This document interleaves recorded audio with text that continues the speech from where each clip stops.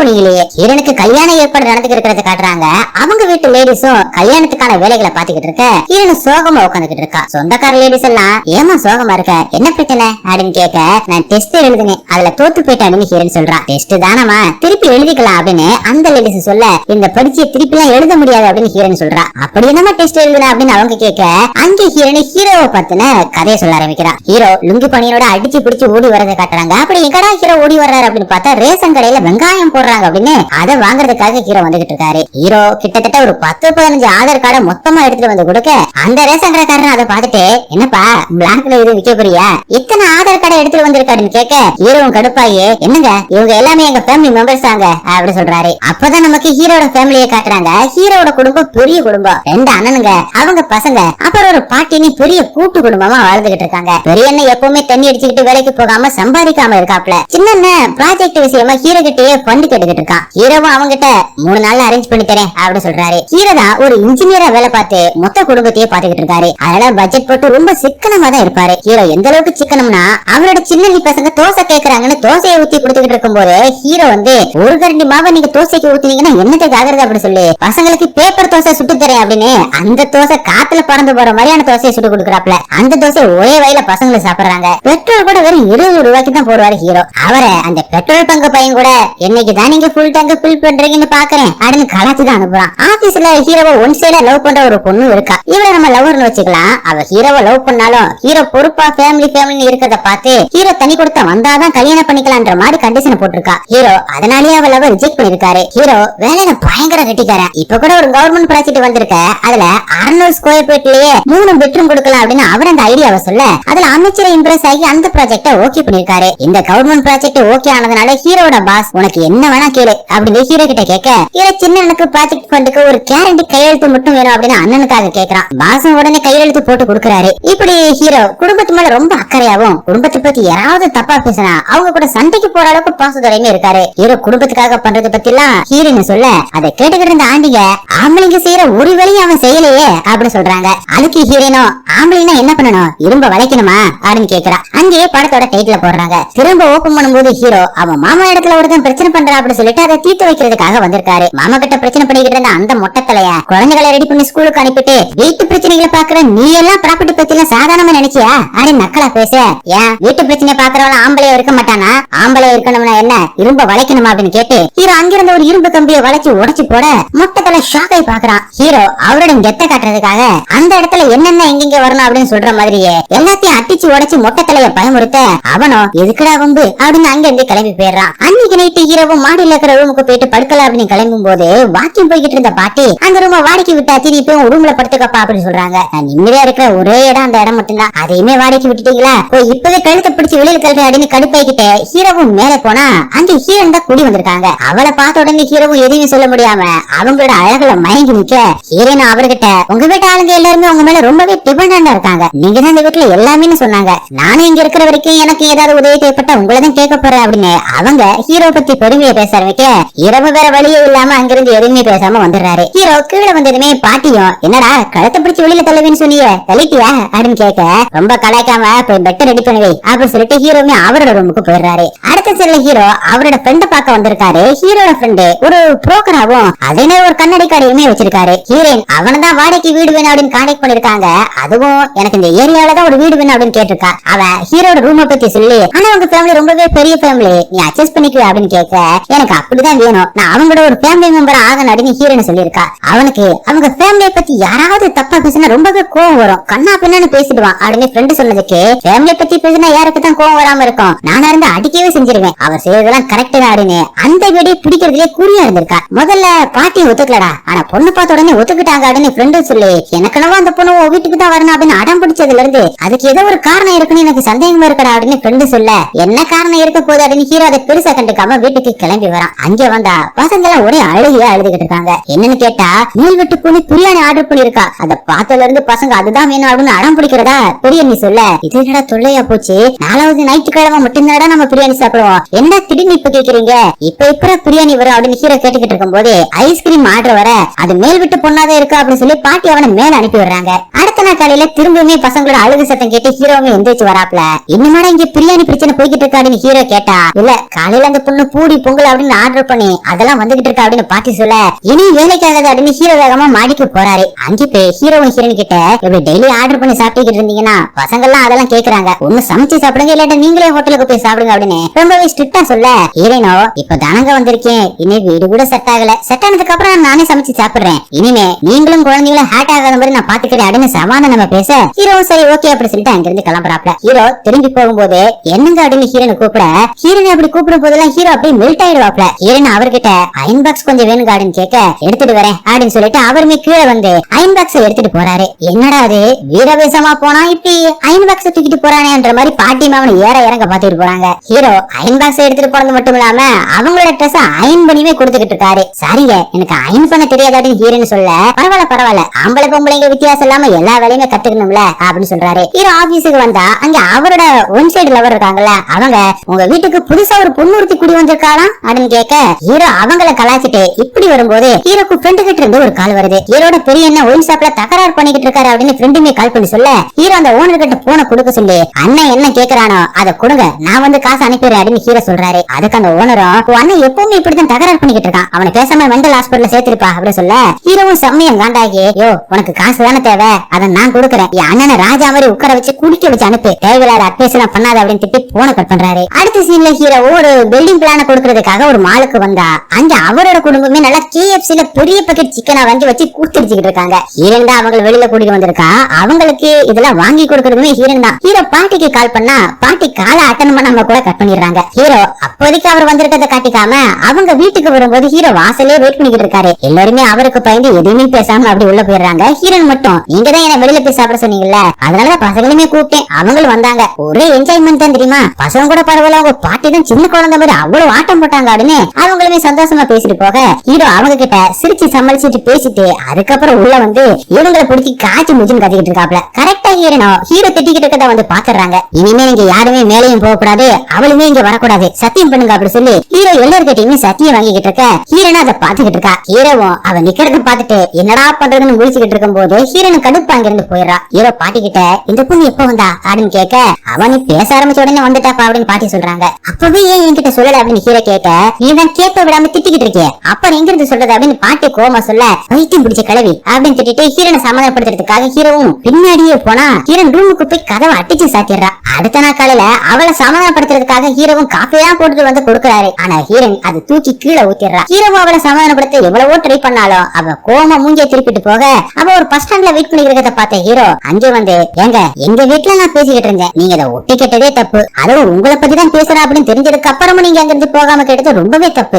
அது என்னவோ பிரிய போற மாதிரி என்கிட்டயே கோவப்படுறீங்களே, நாம தான் அதை கண்டுக்காம போகணும் அப்படி சொல்ல ஹீரோன் கடுப்பா நின்னுகிட்டு இருக்கா. சரி போங்க என்னதான் இருந்தாலும் நம்மளால ஒரு பொண்ணு வருத்தப்பட்டால அப்படின்னு மன்னிப்பு கேட்க வந்தா நீங்க மனசு இறங்கி வர மாட்டீங்களா அப்படின்னு ஹீரோ திரும்பி போலாம் அப்படின்னு பாக்கும்போது ஹீரோனோ என்னங்கன்னு கூப்பிட திரும்பவும் ஹீரோ மெல்ட் ஆகி நான் காலேஜ் போகணும் என்ன டிராப் பண்றீங்களா அப்படின்னு ஹீரோன் கேட்கவும் ஹீரோ அதுக்கு ஒத்துக்கிறாரு. ஆனா உங்க காலேஜுக்கு வந்ததுக்கு அப்புறம் நான் என் ஆபீஸுக்கு போகணும் அப்படின்னா 40 கிலோமீட்டர் சுத்தி போய் ஆகணும், 1 லிட்டர் பெட்ரோல் போட்டீங்கன்னா நான் கொண்டு போய் விடுறேன் அப்படின்னு ஹீரோ சொல்ல ஹீரோன் அதுக்கு ஒத்துக்கிறாங்க. ஹீரோ எப்பவுமே போற அந்த பெட்ரோல் பங்குக்கு வந்து 1 லிட்டர் பெட்ரோல் போட எப்பவுமே 20 ரூபாய்க்கு தானே பெட்ரோல் போடுவான், இப்ப என்ன 1 லிட்டர் பெட்ரோல் போடுறாரு அப்படின்னு பெட்ரோல் பங்கால ஆச்சரியமா பாத்துட்டு இவங்க உங்க கேர்ள் ஃபிரெண்டா எவ்வளவு பிரச்சனை இருந்து ஒரு பொண்ணு உஷார் பண்ணிட்டீங்க போல அப்படின்னு அவரும் கேட்க ஹீரோவும் கடுப்பாகி உன் வேலைய பாடுறா அப்படின்னு திட்டிட்டு ஹீரோனை கூட்டிக்கிட்டு வந்து அவளோட காலேஜ்ல டிராப் பண்றாரு. ஈவினிங் என்ன டைமுக்கு காலேஜ் முடியும் அப்படிங்கறது ஹீரோன்னு சொல்ல ஹீரோன் எதுக்காக ஈவினிங் டைம் எல்லாம் சொல்றா அப்படிங்கறத புரிஞ்சுக்கிட்ட ஹீரோ சந்தோஷமா ஈவினிங் அவளை வந்து பிக்கப் பண்ணிட்டு வீட்டுல வந்து டிராப் பண்றாரு. இவங்க 2 பேரும் ஒன்னா வர்றத பாட்டியுமே பாக்குறாங்க, அதே மாதிரி அண்ணிகளுமே பாக்குறாங்க.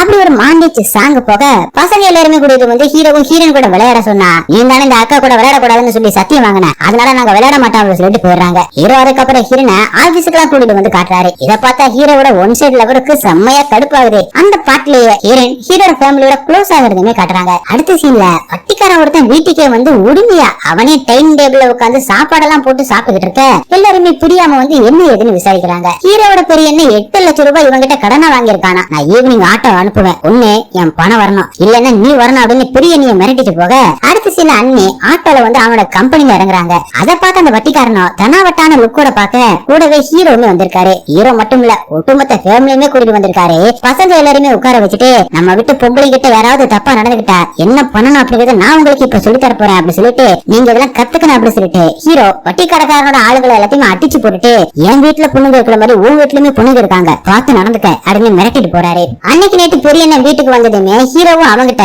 உனக்கு என்னதான் பிரச்சனை, ஏன் இப்படி குடிச்சு நாசமா போற, அப்பாவோட முகம் கூட எனக்கு ஞாபகம் இல்ல, உனதான் அப்பாவா பாத்துக்கிட்டு இருக்கேன், இப்படி அழிஞ்சு போறதே எனக்கு பிடிக்கல, உனக்கு என் மேல கோவம் இருந்துச்சுன்னா என்ன வேணா ஒரு அடி அடிச்சிரு, நீ பழையபடி மாறனாடுன்னு ஹீரோ சொல்ல அண்ணன் கோவமா திரும்பி அழுதுகிட்டு ஹீரோவை ஓங்கி ஒரு அடி அடிச்சுட்டு அங்க இருந்து போயிடுறாரு. ஹீரோனும் பாட்டிக்கிட்ட அவங்க ரெண்டு பேருக்கு என்னதான் பிரச்சனை அப்படின்னு கேட்க ஒரு பிளாஷ்பேக்க பாட்டிங்க சொல்ல ஆரம்பிக்கிறாங்க. அதுல ஹீரோட பெரிய என்ன சிவில் சர்வீஸ் இன்டர்வியூக்கு போயிட்டு திரும்பி வந்து அந்த இன்டர்வியூல ஒண்ணும் வேலைக்கு ஆகல, கேட்ட கேள்விக்கும் வேலைக்கு சம்பந்தமே இல்ல, அடுத்த வருஷம் பாத்துக்கலாம் அப்படின்னு ரொம்ப கேஷுவலா பெரிய கிட்ட சொல்ல அதை கேட்டுக்கிட்டு உட்கார்ந்துகிட்டு இருந்த ஹீரோ உனக்கு என்ன நீ ரொம்ப கேஷுவலா தான் இருப்ப, செலவு போடுறதெல்லாம் நாங்க தானே, உன் பிள்ளைக்கு ஒரு புக்கு வாங்கினா உனக்கு தெரியும், வீட்டுக்கு தேவையானது எல்லாத்தையுமே செஞ்சிருந்தா அப்போ உனக்கு தெரியும், உனக்கு தேவை ஒரு வேலை, அவங்க என்ன கேள்வி கேட்டா என்னடா உனக்கு, ஒழுங்கா மூடிட்டு பதில் சொல்லிட்டு வர வேண்டியதானே, உனக்கு என்ன அவ்வளவு திமிரா கொழுப்பா அப்படின்னு கண்டபடி எல்லாருக்கும் ஹீரோவும் பேசிட அதை தாங்க முடியாம அண்ணன் அப்ப குடிக்க ஆரம்பிச்சிருக்காப்ல. இப்ப வரைக்குமே குடிச்சுக்கிட்டு தான் இருக்கிறதா பாட்டின்னு சொல்றாங்க. அண்ணனோட இந்த நிலைமைக்கு தான் காரணம் அப்படிங்கிற ஒரு குற்ற உணர்வு ஹீரோக்குள்ள இருக்கு. என்னைக்காவது அண்ணி என் புருஷனோட இந்த நிலைமைக்கு நீ தான் காரணம் அப்படின்னு சொல்லிடுவாங்களா அப்படிங்கிற அந்த பயமும் அண்ணனோட பசங்க எங்க அப்பாவோட நிலைமைக்கு நீ தான் காரணம் அப்படின்னு சொல்லிடுவாங்களோ அப்படின்னு ஹீரோ இப்பவுமே பயந்துகிட்டு இருக்காரு. அப்படி அவங்க சொல்லிட்டாங்க அப்படின்னா தான் உயிரோட இருக்க மாட்டேன் அப்படின்னு ஹீரோமே பாட்டி கிட்ட சொல்லி வருத்தப்படுறாங்க. ஹீரோயினுமே அதை கேட்டு ஃபீல் பண்றா. அடுத்த நாள் ஹீரோ சோகமா உட்கார்ந்துக்கிறத பார்த்த ஹீரோயின் சமாதானப்படுத்துறதுக்காக வரா. ஆனா ஹீரோவும் வருத்தம்லாம் ஒண்ணும் இல்ல, இத்தனை நாள் கழிச்சு அவன் அடிச்சிருக்கான், அட்லீஸ்ட் அவன் கோவம் கொஞ்சமாவது போயிருக்கும், அவன் சீக்கிரமா மாறிடுவான், நானும் அப்படி பேசிருக்க கூடாதானே அப்படின்னு ஹீரோ சொல்ல பொறுப்பா இருக்கிறவங்க ஒன்னு ரெண்டு வார்த்தை கூட பேசுறத தப்பு இல்ல, அதெல்லாம் பிரச்சனை இல்ல, விடு ரொம்ப ஃபீல் பண்ணாத, இந்த பணத்தை கொண்டு போய் அந்த கடங்கரை கிட்ட கொடுத்துரு அப்படின்னு ஹீரோயின் வட்டிக்காரனுக்கு கொடுக்க வேண்டிய அந்த பணத்தை எடுத்து கொடுக்குறா. இந்த பணம் எக்ஸாம் ஃபீஸ்க்காக வச்சிருந்தேன், ஆனா நீ போய் அவனை அடிச்சிட்டு வந்துட்டேல, அவன் திரும்பவுமே ஏதாவது பிரச்சனை பண்ணுவான், அதெல்லாம் நமக்கு தேவையா, நீ இந்த பணத்தை கொண்டு போய் கொடுத்துடுன்னு ஹீரோயின் சொல்ல இல்ல இல்ல இந்த பணத்தை திருப்பி என்னால இப்போதைக்கு கொடுக்க முடியாது, அதுக்கு அவன் திரும்பி வந்து அடிச்சாலும் பிரச்சனை இல்ல பாத்துக்கலாம் அப்படின்னு ஹீரோ சொல்றாரு. நான் உன்னை அந்த பணத்தை திருப்பி கொடுன்னு கேட்டனா அதெல்லாம் உனக்கு தேவையில்லை, நீ போய் பணத்தை கொடுத்துடு, நீ உன் குடும்பத்தையே பாத்துக்கிற, உன்னை பாத்துக்க யாராவது ஒருத்தவங்க வேணும்ல அப்படின்னு ஹீரோனோ பச்சைக்கண்ணு லவ்வோட பேச ஹீரோ அவ என்ன நோக்கத்தோட சொல்றா அப்படிங்கறத புரிஞ்சுக்கிட்டு திரும்பி பார்த்து என்ன சொன்ன அப்படின்னு ஹீரோ கேட்க ஹீரோனோ அவ திட்டிட்டு ஓடி போயிடுறா. ஹீரோ வந்து அவளை பிடிச்சி இழுத்து வச்சு என்ன வாழ்நாள் முழுக்க பாத்துக்குவியா, எனக்கு நிறைய கமிட்மெண்ட்ஸ் இருக்கு, ரெஸ்பான்சிபிலிட்டிஸ் இருக்கு அப்படின்னு ஹீரோ சொல்ல அத நானும் உங்ககிட்ட சேர்ந்து ஷேர் பண்ணிக்கிறேன் அப்படின்னு ஹீரோயின் சொல்றா. அப்படி லவ் கன்ஃபார்ம் பண்ணிட்டு ஹீரோயின் காலேஜுக்கு கிளம்புறா. அடுத்த சீன்ல ஹீரோ ஃப்ரெண்ட்ஸ் எல்லாருமே வீட்டுக்கு வர வச்சு அலங்காரம் எல்லாம் பண்ணி பசங்க கிட்ட ஹீரோயின் வந்ததுமே வெல்கம் சிட்டின்னு சொல்லணும் அப்படின்னு பிராக்டிஸ் எல்லாம் கொடுத்துக்கிட்டு இருக்காப்ல. அப்ப ஒரு புக் பைன் பண்றவன் வந்து உங்க வீட்டுல தங்கி இருக்கிற பொண்ணு ஒரு புக்க பைன் பண்ண கொடுத்தா அப்படி சொல்லி பைன் பண்ணப்பட்ட அந்த புக்க கொடுக்க சரி சரி கோலத்தை அழிச்சிடாம போ பாத்துப்போ அப்படி சொல்லி அவன் அனுப்பிட்டு அந்த புக்க ஹீரோ பார்க்கும் போதுதான் அதுல இந்த மேம் கோவர்தன் அப்படின்னு போட்டு ஹீரோயின் ஹீரோ பத்தி ப்ராஜெக்ட் பண்ணிருக்கா அப்படின்னு ஹீரோக்கு தெரிய வருது. இதுக்காக தான் ஹீரோயின் பிளான் பண்ணி ஹீரோட வீட்டுக்கு வந்திருக்கா அப்படின்னு தெரிஞ்சிடும். ஹீரோ செம்மையா டென்ஷன் ஆகி அவளோட காலேஜுக்கு கிளம்புறாரு. ஹீரோ கரெக்டா அவ காலேஜுக்கு வந்து சேர்ற அந்த நேரம் அவளோட மேடம் ப்ராஜெக்டுக்காக பாராட்டிக்கிட்டு இருக்காங்க. அவ ஃப்ரெண்ட்ஸ் வேற அவங்க வீட்லயே தங்கி இவ நடிச்சு கஷ்டப்பட்டு இந்த ப்ராஜெக்ட முடிச்சிருக்கா, இந்த உலகத்திலேயே இருக்கிற எல்லா பெஸ்ட் ஆக்ட்ரஸ் அவார்ட்ஸுமே இவளுக்கு தான் கொடுக்கணும் அப்படின்னு பெருமையா பேசிக்கிட்டு இருக்க ஹீரோ அதை கேட்டு கடுப்பா நின்னுட்டு இருக்காப்ல. அப்ப ஹீரோயினும் ஹீரோ வந்ததை பார்த்துட்டு பக்கத்துல வர ஹீரோ அந்த ப்ராஜெக்ட காட்டுறாரு. நான் அவளுக்கு எக்ஸ்பிளைன் பண்றேன்னு ஹீரோயின் சொல்ல வர அதுக்குள்ள அவளோட ஃப்ரெண்டும் அவ ப்ராஜெக்டுக்காக தான் உன் வீட்டுல வந்து தங்கனா அப்படின்னு சொல்லிட ஹீரோவும் டென்ஷன் ஆகி ஹீரோயின் கணக்குல ஓங்கி ஒரு அறையை போட்டுட்டு தெரியாதவங்க வீட்டுக்கு போனா தண்ணியை கூட கேட்டுதான் வாங்கி குடிக்கணும், ஆனா நீ என்ன பத்தி தீசஸ் எழுதி இருக்க, அப்படி என்னதான் எழுதி இருக்க அப்படின்னு ஹீரோ அதை படிச்சு பார்க்க வறுமையில பணம் இல்லாம கஷ்டப்படுற குடும்பம் அப்படின்னு எழுதி வச்சிருக்க, அதுக்கு பணம் இல்லாதது காரணம் இல்ல, என்ன இருக்கோ அதை வச்சு சிக்கனமா வாழ்றவங்க நாங்க அப்படின்னு ஹீரோ சொல்றாரு. அதே மாதிரி அவங்க அண்ணன் குடிகாரனை எழுதி இருக்க என் அண்ணனை பத்தி உனக்கு என்ன தெரியும், அவன் சிவில் சர்வீஸ் எக்ஸாம்ல 3 வாட்டி டாப்ல வந்திருக்கான் தெரியுமா, இந்த மாதிரி பல விஷயங்கள் இருக்கு அப்படின்னு ஹீரோவும் டென்ஷன் ஆகி அதை தூக்கி ஹீரோயின் மூஞ்சில எரிஞ்சிட்டு இந்த ப்ராஜெக்ட்காக நீ எனக்கு முத்தம் கூட கொடுத்தே இல்ல அப்படின்னு திட்டிட்டு அங்கிருந்து போயிடறான். அடுத்த சில நடந்ததை பத்தி யோசிச்சுக்கிட்டு இருந்த ஹீரோ எதேச்சியா லேப்டாப்ல அவர் ஒரு பெரிய தொழிலதிபரோட எடுத்துக்கிட்ட போட்டோவை பாக்குறாரு. உடனே அவரை போய் ஹீரோவை மீட் பண்ணி என்ன ஞாபகம் இருக்கா சார் அப்படின்னு கேட்க அந்த பிசினஸ் பண்ணும் எப்படி உன்னை மறக்க முடியும், என்னோட கம்பெனி ஆஃபரை வேணான்னு சொன்ன ஃபர்ஸ்ட் ஆளு நீ தான், உனக்கு நல்ல சேலரி கொடுத்து அமெரிக்காவும் அனுப்புறதா சொல்லியுமே வேணாம்னு சொல்லியே அப்படின்னு பிசினஸ் பண்ண சொல்ல சார் அப்ப இருந்த சூழ்நிலை என் ஃபேமிலியை விட்டுட்டு வெளிநாடு போக முடியாது அதனாலதான் வேணாம்னு சொன்னேன், ஆனா இப்ப எனக்கு இந்த வேலை முக்கியம் சார், நீங்க எனக்கு வேலை கொடுக்குறீங்கன்னு சொன்னீங்கன்னா உடனே கம்பெனில ஜாயின் பண்ணிக்கிறேன் சார் அப்படின்னு ஹீரோ சொல்ல அவரும் அவர் அசிஸ்டன்ட் கிட்ட ஹீரோவை அப்பாயிண்ட் பண்ண சொல்லிட்டு போய் லிப்ட்ல ஏறாரு. ஹீரோவா அவர் பின்னாடியே போயிட்டு லிப்டுக்குள்ள ஏறாரு. வேக வேகமா மூட பண்ண லிப்ட் நிறுத்தி அவர் ஏறதுனால அதனால பிசினஸ் பண்ண என்னாச்சு இவனுக்குன்ற மாதிரி பாக்க ஹீரோவும் என்ன தப்பா நினைச்சுக்காதீங்க சார், எனக்கு 2 வருஷத்தோட சேலரி அட்வான்ஸ் வேணும் அப்படின்னு கேட்க பிசினஸ் பண்ண அதை ஓகேன்னு சொல்லி பணத்தை கொடுக்க சொல்லிடுறாரு. பணம் கிடைச்சதுமே முதல்வழியா ஹீரோ அவரோட பழைய போனை தூக்கி போட்டு உடைச்சிட்டு புது ஐபோன் ஒண்ணு வாங்கி ஹீரோனுக்கு வீடியோ கால் பண்ணி, உன் ப்ராஜெக்ட்ல இந்த பேஜ்ல நான் பழைய போன் யூஸ் பண்றதை எழுதி இருந்தேல, அதை அடிச்சுட்டு இப்போ ஒரு புது போன் யூஸ் பண்றேன் அப்படின்னு எழுது, உன் ப்ராஜெக்ட்ல நீ எழுதின எல்லா விஷயத்தையுமே உன்ன வச்சு மாத்தி எழுத வைக்கிறேன் அப்படின்னு சொல்லிட்டு அவளை பேசவே விடாம காலை கட் பண்ணிடுறாரு. அடுத்த சில ஒரு புது புல்லட் வாங்கி அதையுமே அவளுக்கு வீடியோ கால காட்டுறாரு. பசங்க எல்லாத்தையுமே கவர்மெண்ட் ஸ்கூல்ல இருந்து எடுத்துட்டு ஒரு பிரைவேட் ஸ்கூல்ல சேர்த்து விட்டு அதையுமே வீடியோ கால்ல அப்டேட் பண்றாரு. அதே மாதிரி அன்னிங்க காலத்துல நகையில அறிஞர்னு எழுதிருந்தால அதுக்காக அவங்களுக்கும் பாட்டிக்கும் கூட நெக்லஸ் எல்லாம் வாங்கி போட்டு அதையுமே வீடியோ கால்ல அவளுக்கு காட்டுறாரு. எந்த காலையுமே ஹீரோ என்ன சொல்ல வரா அப்படிங்கறத கூட கேட்காம ஹீரோ காலை கட் பண்ணிடுறாரு. அவரு அவரோட புது கம்பெனில ஜாயின் பண்ணிட்டு புது கம்பெனில இருந்து அவளுக்கு வீடியோ கால் பண்ணி, நான் இப்ப எவ்வளவு பெரிய கம்பெனில வேலை செய்யறேன் தெரியுமா, 1 லட்சம் ரூபாய்க்காக மாசம் ஃபுல்லா கஷ்டப்பட்டு வேலை செய்யறேன்னு எழுதிருந்தீங்க, இப்ப அதை அடிச்சுட்டு கோவர்தன் பெரிய பணக்காரன் ஆயிட்டேன்னு எழுதுன்னு சொல்ல ஹீரோனோ எனக்கு எல்லாமே தெரியும், நான் சொல்ல வரதை நீ கொஞ்சம் கேளு அப்படின்னு சொல்லி ஏதோ சொல்ல வரா. ஆனா ஹீரோவும் அதை கேட்காம இதுதான் நான் உனக்கு பண்ற கடைசி கால், குட் பை அப்படின்னு சொல்லிட்டு போனை கட் பண்ணிட்டு கம்பெனி கேபின் கதவை திறந்து உள்ள போனா அங்கதான் அவனுக்கு ஒரு பெரிய ஷாக்கை காத்துக்கிட்டு இருக்கு. உள்ள ஹீரோனோ ஒரு சேர்ல கால் மேல் கால போட்டு உட்காந்துக்கிட்டு இருக்கா. அதை பார்த்து ஹீரோ கொஞ்சம் ஷாக் ஆனாலும் அதை காட்டிக்காம கேபின்குள்ள சாதாரண நடந்து போயிட்டு ஒரு சேர்ல உட்கார்றான். அப்ப பிசினஸ் மேனும் உள்ள வந்து ஹீரோன் கிட்ட ஹீரோவை இன்ட்ரோடியூஸ் பண்ணிட்டு ஹீரோ கிட்ட இவதான் என் பொண்ணு, இந்த கம்பெனியோட சிஇஓ அப்படின்னு சொல்ல ஹீரோ அப்படி ஷாக் ஆகி போய் முழிக்கிறான். என்னடா நடக்குதுன்னு குழப்பத்தோட வெளியில வந்த ஹீரோ பார்க்கிங்ல இருந்து மேல எட்டி பார்த்தா ஹீரோன் எங்க செகண்ட் ஃப்ளோர்ல இருந்து அவன் நிக்கிறத பாத்துக்கிட்டு இருக்கா. அப்படி அங்க கட் பண்றாங்க. ஓவரா அளப்பறையை கொடுத்த ஹீரோ இப்ப ஹீரோனோட கம்பெனில வேலை செய்ய போறானா மாட்டானான்ற குழப்பத்தோட நாமள வெயிட் பண்ணா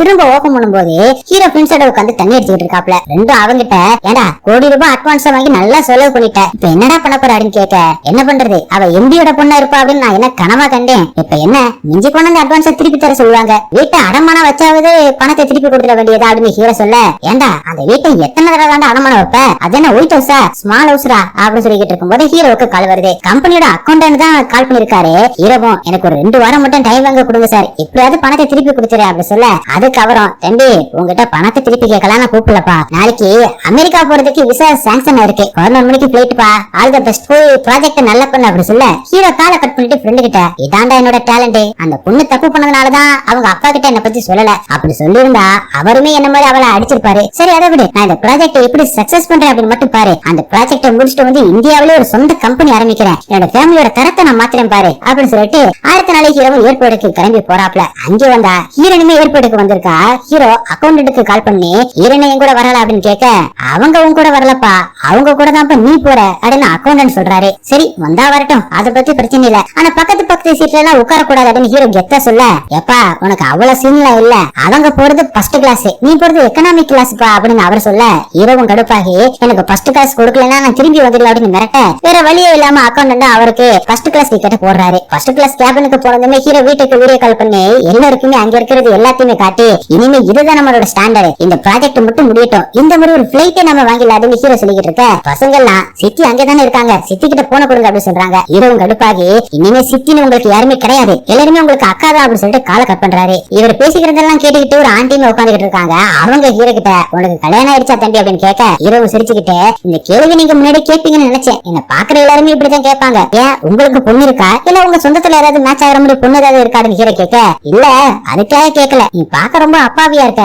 அட்லீஸ்ட் கல்யாணமாவது கொஞ்சம் விவரமான பொண்ணா பார்த்து கல்யாணம் பண்ணிக்கிட்டேன்னா நல்லா இருக்கும், அதுக்காக தான் சொன்னேன் அப்படின்னு சொல்ல, இது எல்லாத்தையுமே ஹீரோனு பக்கத்துல உட்காந்து கேட்டுக்கிட்டு தான் இருக்கா. ஆனா எதையுமே கவனிக்காத மாதிரி அவ ஒரு மேக்ஸனை எடுத்து பாத்துக்கிட்டு இருக்கா. ஹீரோவும் கடுப்பாகி அந்த ஆண்டி கிட்ட உங்க அட்வைஸ் எல்லாம் ஒண்ணும் தேவையில்லை அப்படின்னு சொல்லிட்டு திரும்புறான். ஒரு வழியா 2 பேரும் அமெரிக்காவில வந்து இறங்குறாங்க. ஹீரோனை கூட்டிட்டு போக ஒரு பெரிய கார் வந்திருக்கு. ஹீரோ அந்த கார்ல வந்து ஏறலாம் அப்படின்னு போகும்போது வேற ஒருத்தன் வந்து ஹீரோவை தடுத்து ஹீரோனை அனுப்பி விடுறான். அந்த காருமே போயிட அவங்களை இறக்கி விட்டுட்டு காரும் திரும்பி வருமா அப்படின்னு ஹீரோ கேட்க, அதெல்லாம் வராது, உனக்கு இந்த கார் தான் அப்படின்னு சொல்லி அவன் வேற ஒரு சின்ன காரை காட்டுறான். அவளுக்கு மட்டும் அந்த பெரிய காரு, எனக்கு மட்டும் இந்த சின்ன கார் அப்படின்னு ஹீரோ கோவப்பட, ஆமா அது ஓனரோட காரு, இது வேலை செய்யறவங்களோட காரு அப்படின்னு சொல்லி என் பேர் சம்மர் அப்படின்னு அவனை இன்ட்ரோடியூஸ் பண்ணிக்க, ஹீரோமே கைய குலுக்கிக்கிட்டு அவனோட லக்கேஜ் எல்லாம் எடுத்துக்கிட்டு அந்த குட்டி கார்லயே சம்மரோட கிளம்புறான். சம்மர் ஹீரோ ஒரு ஹோட்டலுக்கு கூட்டிட்டு வந்து ஸ்டே பண்ண வைக்க, என்ன இந்த ரூம் இப்படி மோசமா இருக்கு, இந்த ரூம்ல அந்த பொண்ணு அட்ஜஸ்ட் பண்ணிக்கோல அப்படின்னு கேட்க, யாரு நீ ஹீரோனியா சொல்ற, அவங்க இங்க தங்க போறாங்க, அவங்களுக்கு ஒரு பெரிய மேன்சனே இருக்கு, அவங்க எப்படியா இங்க போயிட்டாங்க அப்படின்னு சம்மர் சொல்றான். ஹீரோனே இப்ப சம்மருக்கு கால் பண்ணி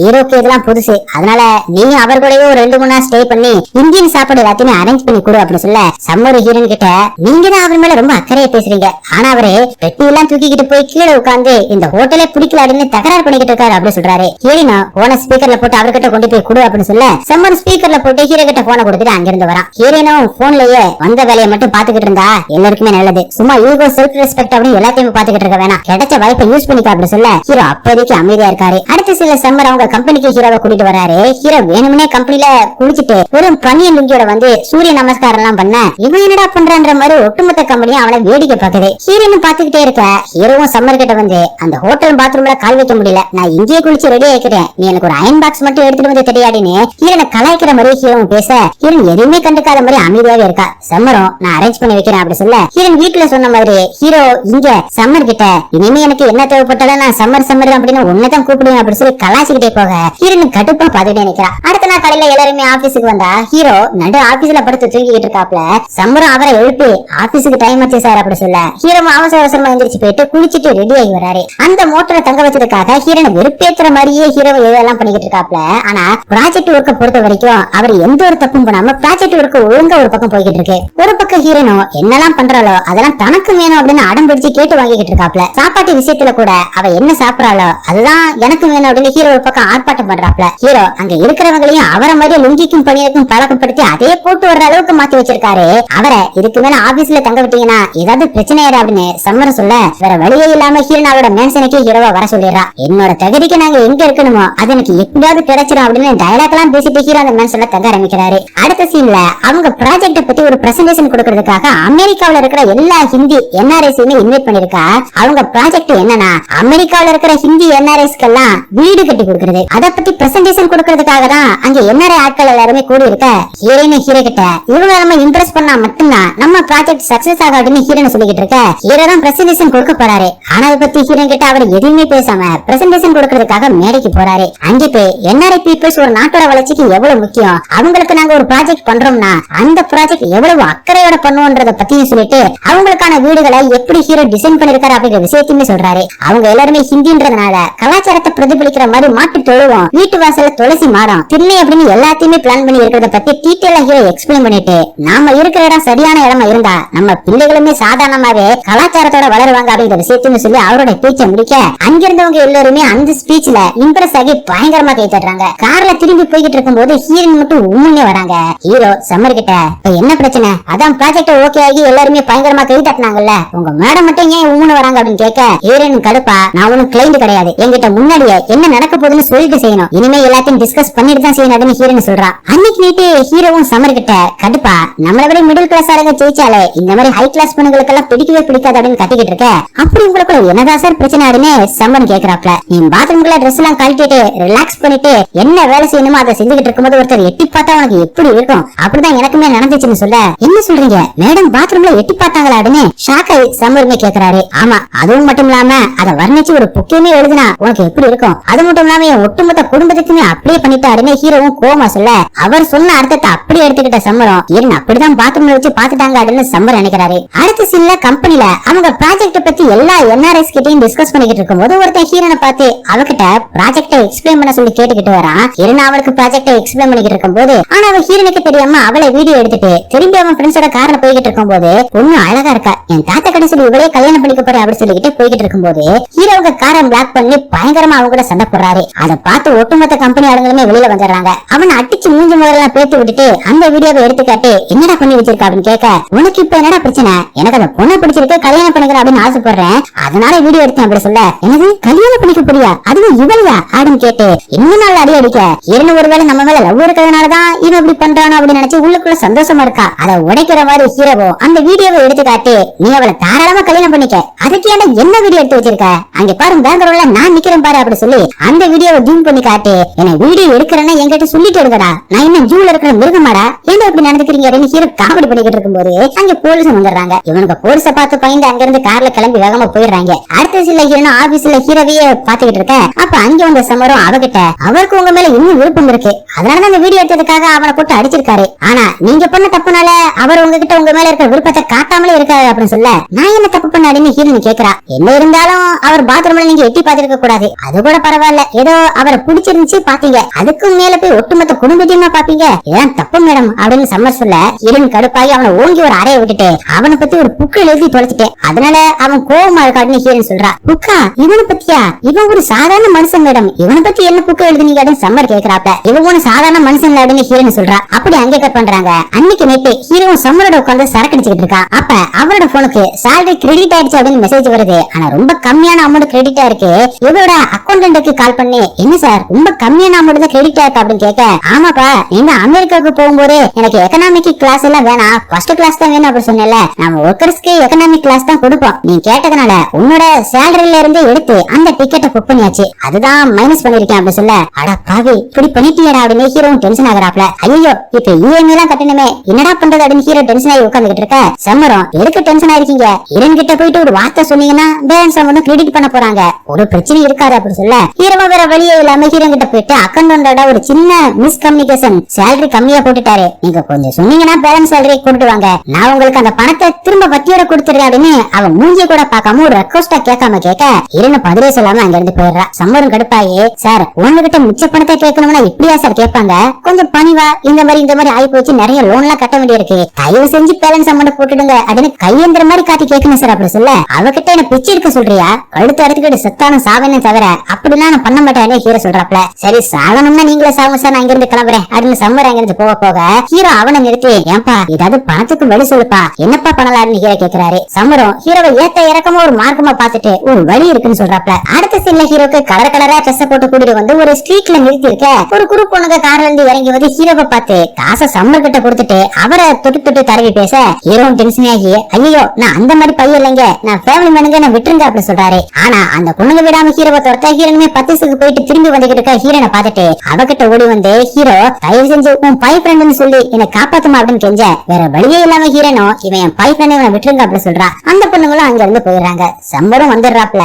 அடப்பாவி இப்படி நான் மாட்டி விட்டுட்டியடா அப்படின்னு ஹீரோ சம்மர் கிட்ட பேசிட்டு இருக்கும் போது ஹீரோன் சம்மர் கிட்ட, இங்க பாருங்க இந்த ப்ராஜெக்ட் நல்லபடியா முடியணும், எனக்கு அது ரொம்ப இம்பார்ட்டன்ட், அது முடிஞ்சதுக்கு அப்புறமா இவரை என்ன வேணா பண்ணிக்க சொல்லு, அது வரைக்கும் கொஞ்சம் ஒழுக்கமா வேலையை மட்டும் பார்க்க சொல்லு அப்படின்னு சொல்லிட்டு ஹீரோனுமே அங்க இருந்து போறா. ஹீரோட வீட்டுல இருந்து ஹீரோக்கு கால் வர, வீட்டுல இருந்து வேற கால் வந்துருச்சு. இந்த பிரச்சனை எப்படி சால்வ் பண்றதுன்னு யோசிச்சுட்டு ஹீரோவும் காலை அட்டன் பண்ணா, ஆபீஸ்ல இருந்து பணம் கொண்டு வந்து கொடுக்கறாங்க அப்படின்னு பெரிய அண்ணன் சொல்றாப்ல. பணத்தை கொடுத்துட்டு ஆபீஸ்ல அங்க இருந்து கிளம்புனதும், அண்ணங்கார நான் உன்னை ரொம்பவே கஷ்டப்படுத்திட்டேன், சிவில் சர்வீஸ் இன்டர்வியூக்கு எனக்கு கால் வந்திருக்கு, நான் டெல்லி போறேன், இந்த தடவை கண்டிப்பா நான் நல்லபடியா பண்ணுவேன் அப்படின்னு சொல்லி சாரி கேக்குறாப்ல. ஹீரோவும் நல்லா பண்ணுடா அப்படின்னு சொல்லி விஷ் பண்றாப்ல.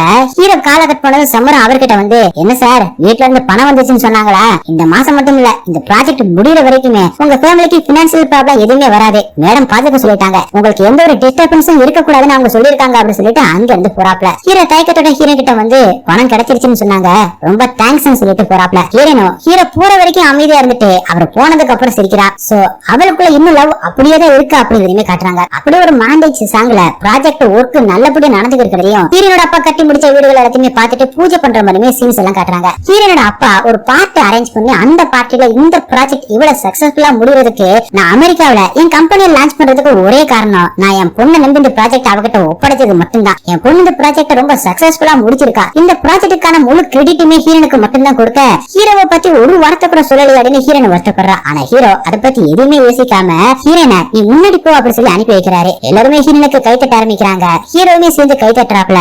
அவங்க 4 பேர் மட்டும் தனியா இருக்கும் போது ஹீரோனோட அப்பா அவனோட பேரை மென்ஷன் பண்ணல, என் பொண்ணுதான் எல்லாமே சொன்னத நீ தப்பா ஒண்ணு எடுத்துக்கலையே, அவன் இந்த கம்பெனியோட சிஇஓ, இதெல்லாம் இண்டஸ்ட்ரியில சகஜமான விஷயம் அப்படின்னு ஹீரோனோட அப்பா சொல்ல, ஹீரோவும் அதெல்லாம் ஒண்ணு இல்ல சார், நீங்க என்ன வேற யாரோ ஒருத்தவங்களுக்கு கிரெடிட் கொடுத்தீங்க, உங்க பொண்ணுக்கு தானே சார், நம்ம பிள்ளைங்களை நாம தான் வளர்த்து விடணும், நான் ஒன்னும் அதை தப்பா நினைச்சுக்கல சார் அப்படி சொல்லிட்டு போறாரு. ஹீரோனும் சம்மர் கிட்ட, உங்ககிட்ட தான் நான் சொன்னேன்ல இவனுக்கு யாராவது பிடிச்சிருந்தா இவன் லவ்வே வேற ரேஞ்சில இருக்கான் அப்படி சொல்லி சந்தோஷப்படுறா. அப்படி இந்த பிளாஷ்பேக்க கட் பண்ணி பிரசன்ட்க்கு வராங்க. இந்த ஆண்டிங்க எல்லாருமே ஹீரோன் கிட்ட, அப்ப அவன் உன்னை திரும்ப லவ் பண்ண ஆரம்பிச்சிட்டானா அப்படின்னு கேக்குறாங்க. அப்படின்னு நினைச்சுதான் நான் அவனை ஃபேமிலி ஃபங்க்ஷனுக்கு எல்லாம் கூட்டிட்டு போனேன் அப்படின்னு சொல்லி திரும்ப ஹீரோன் பிளாஷ்பேக்கு போறாங்க. ஹீரோவை ஒரு ஃபேமிலி ஃபங்க்ஷனுக்காக கூட்டிட்டு வந்திருக்கா. அவரும் அவ கூட சந்தோஷமா தான் கிளம்பி வந்திருக்காரு. அங்க அவன் பிளைட்ல ஒரு ஆண்டிய பாத்தாருல, அந்த ஆண்டி வந்து ஹீரோ கிட்ட, நீயும் ஹீரோனை லவ் பண்றீங்க போல அப்படின்னு விசாரிக்க, இல்ல ஆண்டி ஒருத்தரை நம்ம லவ் பண்ணா அவங்க நம்ம கூட மட்டும் வாழ போறது இல்ல, நம்ம ஒட்டுமொத்த குடும்பத்தோட தான் சேர்ந்து வாழ போறாங்க, அவன் குடும்பத்து மேலேயும் என் மேலேயும் எந்த அளவுக்கு மரியாதை வச்சிருக்கா அப்படிங்கிறது அவ எழுதின அந்த ப்ராஜெக்ட்லயே தெரிஞ்சிருச்சு ஆண்டி, யார வேணா நம்ம அட்ஜஸ்ட் பண்ணி வாழ்ந்துட்டு போயிடலாம், ஆனா துரோகம் பண்ண ஒருத்தோட வாழவே முடியாது, அவளை நான் என் வீட்டுக்குள்ள கண்டிப்பா சேர்த்துக்க முடியாது, எங்களுக்குள்ள இருக்கிறது வெறும் பிசினஸ் ரிலேஷன்ஷிப் மட்டும்தான், கண்டிப்பா லவ் இல்ல, அவளை பொறுத்த வரைக்கும் அவங்க கம்பெனி நல்ல கிராண்டா அமெரிக்காவில லான்ச் ஆகணும், என்ன பொறுத்த வரைக்கும் என்னோட குடும்பம் சக்சஸ் ஆகணும், ஒரு நல்ல பொசிஷனுக்கு வரணும், அவ்வளவுதான் ஆண்டி, அவ எனக்கு பண்ண துரோகத்துக்கு கண்டிப்பா அவளுக்கு எல்லாம் இடுப்பு சத்தவனு கைகால் விளங்கவன் தான் கல்யாணம் பண்ணிக்க வருவாங்க அப்படின்னு சொல்லி இவனுமே கோவமா சொல்ல, அப்படிலாம் சொல்லாதப்பா அப்படின்னு ஆண்டின்னு சொல்லிக்கிட்டு இருக்கும்போது ஹீரோனும் இவரை பேசுனது எல்லாத்தையுமே கேட்டுக்கிட்டு அவருக்கு பின்னாடி நின்னுகிட்டு இருக்கா. சோ நமக்குள்ள மட்டும்தான் அவன் மேல லவ் இருக்கு, அவனுக்கு சுத்தமா நம்ம மேல லவ் இல்லன்றத ஹீரோன் புரிஞ்சுக்கிட்டு ஹீரோ கிட்ட இருந்து கொஞ்சம் கொஞ்சமா விலகி இருக்க ஆரம்பிக்கிறா. ஒரு ஒட்டுதலை எல்லாமே ஹீரோன் நடந்துக்கிறத கவனிச்ச ஹீரோ, என்னாச்சு உனக்கு, என்ன ப்ராப்ளம் அப்படின்னு கேட்க, எனக்கு என்ன ப்ராப்ளம் இருக்கும், நான் உன்னை சந்திச்சேன் பாத்தியா, அதுதான் ப்ராப்ளம். நான் உன்னை பத்தி ஒரு ப்ராஜெக்ட் எழுதினேன் பாத்தியா, அதுதான் என்னோட ப்ராப்ளம். இருக்கிறதே பெரிய ப்ராப்ளம் என்ன தெரியுமா, உன்னோட அன்பு எனக்கு கிடைக்கணும்னா நான் சொந்தக்காரியாவோ இல்ல குடும்பத்துல ஒருத்தியாவோ பிறந்திருக்கணும். அப்படி பார்க்கல, அதுதான் என்னோட ப்ராப்ளம். நீ என்ன பத்தின அபிப்பிராயத்தை மாத்திக்க மாட்டேன். ஆனா என்ன பொறுத்த வரைக்கும் நான் உன்னை பத்தி ப்ராஜெக்ட் எழுதுறதுக்காக முத்தம் கொடுக்கல, எழுதுனல, அதனால மட்டும்தான் முத்தம் கொடுத்தேன் அப்படின்னு சொல்லிட்டு ஹீரோன் அங்க இருந்து போறா. ரெண்டு பேருமே அமெரிக்காவில இருந்து இந்தியாவுக்கு திரும்பி வந்துடுறாங்க. ஹீரோவும் அமெரிக்காவில இருந்து வாங்கிட்டு வந்த பொருட்களை எல்லாத்தையுமே வீட்டுக்கு கொடுத்து சந்தோஷப்படுறாப்ல. அப்பா அவருக்கு ஒரு கால் வர, அடுத்த சீன்ல ஹீரோனோட அப்பாவை ஹீரோவை மீட் பண்ணி, சார் அந்த ப்ராஜெக்ட சக்சஸ்ஃபுல்லா முடிச்சதுக்காக நீங்க எனக்கு 10 கோடி ரூபாய் கொடுத்திருக்கீங்க. இவ்வளவு பெரிய பணத்தை நான் பாப்பேன்னு கூட நினைச்சதில்ல. நம்ம சக்சஸ்ஃபுல்லா இருந்தா மட்டும்தான் மத்தவங்க கண்ணுக்கு நம்ம மனுஷனாவே தெரியும். அப்படி என்ன ஒரு மனுஷனா மாத்திருக்கீங்க சார் அப்படின்னு சொல்லி சந்தோஷப்படுறான். ஹீரோனோட அப்பா ஏதோ ஒரு டென்ஷன்ல இருக்காரு. ஆனாலும் ஹீரோ பேசுறத கேட்டு, நீ இப்ப பேசுறது எல்லாமே ஹீரோனை பத்தி தான் எனக்கு நல்லாவே தெரியும். அவ உன்னை பத்தி ப்ராஜெக்ட் எழுதிட்டா அப்படின்னு நீ அவ மேல கோவமா இருக்க. ஆனா அந்த ப்ராஜெக்ட்ல என்ன எழுதியிருக்காடுன்னு உனக்கு தெரியுமா அப்படின்னு சொல்லிட்டு அவ கான்வெகேஷன் பேசின அந்த விஷயத்தை பத்தி சொல்றாரு. கான்வெகேஷன்ல ஹீரோ எல்லாரும் முன்னாடியுமே ஸ்டேஜ்ல, நான் இந்த மேன்ன்ற பேர்ல கோவர்த்தனை பத்தி எழுதுனதுக்கான காரணம், இப்படி ஒருத்தன் இருக்கான்ற விஷயம் இந்த உலகத்துக்கு தெரிய வரணும். குடும்பத்துக்காக ஒருத்தன் என்ன வேணா பண்ணுவான்றதை எல்லாருக்குமே தெரியணும். அவனோட உயிர் கனவு எல்லாமே அவன் குடும்பத்துக்காக மட்டும்தான். குடும்ப பார மொத்தத்தையுமே யார் மேலுமே பழி போடாம தான் ஒருத்தனே சுமந்துட்டு இருக்கிற நல்லவன். அவனோட வாழ்க்கை பாக்குறதுக்கு வேடிக்கையா தெரியலாம், ஆனா பக்கத்துல இருந்து பாக்குறவங்களுக்கு மட்டும்தான் அது புரியும். இந்த உலகத்திலேயே எங்கேயுமே கிடைக்காத ஒரு சந்தோஷம் அந்த குடும்பத்துல மட்டும்தான் இருக்குன்னு. ஒவ்வொரு குடும்பத்திலையும் அந்த குடும்பத்தை ஒரு நிலைமைக்கு கொண்டு வர்றதுக்கும் முன்னேற்றத்துக்கும் ஒருத்தன் இருப்பான். அப்படிப்பட்ட ஒருத்தன் தான் இந்த கோவர்த்தன். டைம் இல்லாதனாலையும் சுயநலம் அதிகம் ஆயிட்டதுனாலையும் குடும்பன்ற ஒரு அமைப்பை நம்ம சாதாரணமா எடுத்துக்கிட்டு இருக்க ஒவ்வொருத்தருமே இந்த கோவர்த்தனை பத்தி படிக்கணும். அதனாலதான் நான் அவனை பத்தி இந்த ப்ராஜெக்ட் எழுதியிருக்கேன். என்னோட மேல நான் கண்டுபிடிச்சிட்டேன். அவன் என் மேல கோவமா தான் இருக்கான். அவன் மட்டும் என்ன மன்னிச்சு ஏத்துக்கிட்டான் அப்படின்னா என்னை விட சந்தோஷப்படுறவங்க யாருமே இருக்க முடியாது. அப்படி அவன் என்ன ஏத்துக்கலனாலும் நான் அவனை லவ் பண்ணிக்கிட்டு தான் இருப்பேன். இப்படி குடும்பத்துக்காகத்தான் அர்ப்பணிச்ச ஒரு மனுஷனுக்கு கைத்தட்டல் மட்டும் போதாது, இங்க எந்திரிச்சு நின்று அவனுக்கு மரியாதை செலுத்தின அப்படின்னு ஹீரோன் சொல்ல, எல்லாருமே எந்திரிச்சு நின்று கை தட்டிக்கிட்டு இருக்காங்க. ஹீரோனோட அப்பா கூட கை தட்டிக்கிட்டு இருக்காரு. சோ அவருக்கு ஹீரோன் ஹீரோவா லவ் பண்றது தெரியும். அப்புறம் எப்படி இப்ப ஹீரோனுக்கு கல்யாணம் ஏற்பாடு நடந்துகிட்டு இருக்காருன்னு நாம யோசிச்சா அதுக்குமே ஹீரோனோட அப்பாவே பதில் சொல்றாரு. இதை கேட்ட ஹீரோ கண்ணு கலங்கி ஹீரோனுக்கு கால் பண்ண போக, இப்ப அவ கூட உன்னால பேச முடியாது, அவளுக்கு கல்யாணம் நடக்க போகுது அப்படின்னு ஹீரோனோட அப்பா சொல்றாரு. அமெரிக்கால ஹீரோனை வீடியோ எடுத்தானே ஹீரோ ஒருத்தனை போட்டு அடிச்சான்ல, அவன் கார் போகும்போது அவனுக்கு பெரிய ஆக்சிடென்ட் ஆகி இப்ப படுத்த படுக்கையா இருக்கான். அவனோட தாத்தா ஒரு பெரிய அரசியல்வாதி. அவனை ஒரு பொண்டாட்டியார மட்டும்தான் நல்லபடியா பாத்துக்க முடியும் அப்படின்னு சொல்லி அவனோட நிலைமைக்கு காரணமானவ. அது மட்டும் இல்லாம என் பேர விருப்பப்பட்டவ உன் பொண்ணுதான். அவளதான் நான் அவனுக்கு கல்யாணம் பண்ணி வைக்க போறேன். நீ இந்த விஷயத்த தலையிடாம ஒதுங்கி இருந்தனா உனக்கு நல்லது அப்படின்னு ஹீரோனோட அப்பாவை மிரட்டி ஹீரோன் இந்த கல்யாணத்துக்கு ஒத்துக்க வச்சிருக்காங்க. என் பேரன் தான் அரசியலுக்கு ஒரே வாரிசு, அவனை பாத்துக்க வேண்டியது உன் பொண்ணு மட்டும்தான். அவன் முரண்டு பிடிக்காம இந்த கல்யாணத்துக்கு ஒத்துக்கிட்டா அப்படின்னா அவன் அரசியலுக்கு வாரிசாவா, இல்லன்னா உயிரோடவே இருக்க மாட்டா அப்படின்னு மிரட்டி தான் கல்யாணத்துக்கு ரெடி பண்ணிருக்காங்க. அடுத்த சில பாட்டியோட ஹீரோன் எழுதின அந்த ப்ராஜெக்ட் நோட்ஸ் எல்லாத்தையும் எடுத்துக்கிட்டு அந்த கல்யாண வீட்டுக்கு கிளம்புறாரு. அங்க இருக்கிறவங்க எல்லாருக்குமே அந்த ப்ராஜெக்ட பாட்டி ஹீரோவும் கொடுக்குறாங்க. அங்க உள்ள போய் உட்கார்ந்துகிட்டு இருக்கிற ஹீரோனை வெளியில வர சொல்லி ஹீரோ கூப்பிட்டா ஹீரோன் அமைதியா உட்கார்ந்த இடத்துல உட்கார்ந்துகிட்டு இருக்க. பாட்டியை விட்டு ஹீரோ கூப்பிட சொல்றான். பாட்டி ஹீரோனை கூப்பிட ஹீரோன் வர்றான். ஹீரோவும் சைக்கிளே ஹீரோன் கிட்ட மன்னிப்பு கேட்க ஹீரோன் எதுவுமே பேசாம அமைதியா நின்னுகிட்டு இருக்கா. ஹீரோ அங்க இருக்கிறவங்க எல்லாருக்கிட்டையும் அந்த ப்ராஜெக்ட படிக்க சொல்லி சொல்ல எல்லாருமே முழிச்சுக்கிட்டு இருக்க. பாட்டி கிட்ட அந்த ப்ராஜெக்ட்ல என்ன எழுதிருக்கு அப்படிங்கறத படிக்க சொல்லி சொல்றாப்ல ஹீரோ. பாட்டியும் ப்ராஜெக்ட்ல என்ன எழுதிருக்கு அப்படிங்கறத மனப்பாடமாவே சொல்றாங்க. ஹீரோ குடும்பத்துக்கு நான் என்ன வேணா செய்வான், எந்த எல்லைக்கு வேணா போவான் அப்படின்னு பாட்டி அதை பத்தி எல்லாம் சொல்லிக்கிட்டு இருக்க. இதெல்லாம் உனக்கு முன்னாடியே தெரியும் அப்படின்னு ஹீரோ ஆச்சரியமா கேக்குறாரு. எனக்கு தெரியுமே அப்படின்னு பாட்டி சொல்ல, அப்படியே நீ முன்னாடியே என்கிட்ட சொல்லல அப்படின்னு ஹீரோ கேட்க, இதான் சொல்ல கேட்ப விடலையாடுன்னு பாட்டி சொல்றாங்க. சரி சரி கண்டினியூ பண்ண அப்படின்னு ஹீரோ சொல்லிட்டு பாட்டியுமே தொடர்ந்து சொல்லிக்கிட்டு இருக்கும்போது அந்த அரசியல்வாதி ஆட்கள் வந்து ஹீரோவை போட்டு செம்மையா அடிக்கிறாங்க. ஒரு கட்டத்துல ஹீரோவை திரும்பி எல்லாருமே பயங்கரமா அடிக்க ஆரம்பிக்க. ஆனா ஹீரோன் எதுவுமே எந்த ஒரு ரியாக்ஷன் காட்டாம அமைதியாவே நின்னுகிட்டு இருக்கா. ஹீரோ எல்லாருமே அடிச்சு போட்டுட்டு அரசியல்வாதி கிட்ட வந்து, உனக்கு என்னப்ப உன் பேரனை பாத்துக்க ஆள் இல்ல, அவ்வளவுதானே, உன் பேரனை நான் பாத்துக்கிறேன், என் கூட அனுப்பிடு, எனக்கு 2 அண்ணங்க இருக்காங்க, உன் பேரனை 3வது அண்ணனா நினைச்சு நானே பாத்துக்கிறேன், என் கூட அனுப்பிடாடுன்னு காதலுக்கு மரியாதை ஸ்ரீவித்யா மாதிரி சொல்ல, அரசியல்வாதியோ அவன் பேசுறதுக்கு என்ன பதில் சொல்றதுன்னு தெரியாம அவனையே பாத்துக்கிட்டு இருக்க. ஹீரோன் அங்க இருந்து வேகமா போறா. இவ எங்கடா போறாடுன்னு ஹீரோவும் போய் பார்த்தா அவன் அரசியல்வாதி பேரங்கிட்ட தாலியை கொடுத்து என் கழுத்துல தாலி கட்ட அப்படின்னு சொல்லிக்கிட்டு இருக்கா. ஹீரோவும் வேகமா வந்து அந்த தாலியை புடிங்கி போட ஹீரோன் ஹீரோ கிட்ட கோவமா, நீ தானே சொன்ன உனக்கு இடுப்பு சத்தவ கைகள் வழங்காம தான் கிடப்பான் அப்படின்னு, இப்ப ஒருத்தன் அப்படி கிடைச்சிருக்கா, நான் இவனே கல்யாணம் பண்ணிக்கிறேன் நீ போ அப்படின்னு கத்துறா. அதுக்கு ஹீரோ, உன்னை பாத்துப்பே நீ ஒரு வாட்டி என்கிட்ட சொன்னேல, பாத்துக்கிறதுனா சண்டை போட்டாலும் லவ் பண்ணாலும் எல்லா நேரத்திலுமே ஒருத்தவங்களோட உணர்வை புரிஞ்சுக்கிட்டு லவ் பண்றதுதான் உண்மையான அர்த்தம், அதுதான் உண்மையிலே பாத்துக்கிறது, உனக்கு என் மேல கோவம் இருந்துச்சுன்னு அடிச்சிட அப்படின்னு ஹீரோ சொல்ல ஹீரோன் திரும்பி ஓங்கி ஒரு அறையறா. அடிச்சுட்டேல இப்ப கோவம் போயிடுச்சாடுன்னு ஹீரோ கேட்க ஹீரோன் கோவமா திரும்பி நிக்கிறா. ஹீரோவும் போய் பாட்டியை கூட்டிட்டு வந்து சமாதானப்படுத்த சொல்ல பாட்டியுமே ஹீரோயின் கிட்ட அவன் கோவக்காரன் தாமா ஆனா ரொம்பவே நல்லவன், இவனை விட்டுட்டு போயிட்டேன்னா அவன் என்ன ஆவான் அப்படின்னு யோசிச்சு பாருமா அப்படின்னு பாட்டி சொல்ல ஹீரோயின் அழுது விட்டு நினைக்கிட்டு இருக்கா. ஹீரோவும் பின்னாடி இருந்து அவளை கட்டி பிடிக்க என்ன நல்லா பாத்துப்பே அப்படின்னு ஹீரோயின் கேட்க நான் உன்னை நல்லா பாத்துக்கிறேன் அப்படின்னு சொல்லிட்டு ஹீரோமே கிஸ் பண்றாரு. ரெண்டு பேருக்குமே அதுக்கப்புறம் கல்யாணம் ஆகிற மாதிரி காட்டி அப்படியே படத்தை முடிக்கிறாங்க.